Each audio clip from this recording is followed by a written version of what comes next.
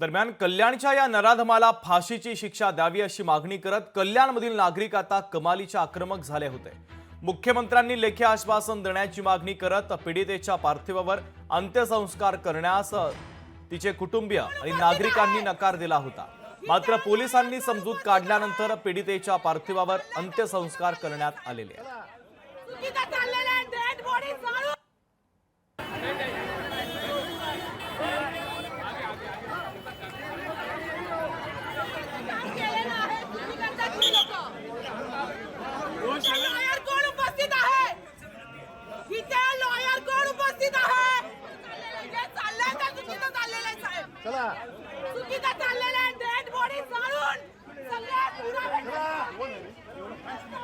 सुनिए, एक सिर्फ बाकी है, एक स्पेशल जज अपॉइंट हो जाएगा तो इस मृतक परिवार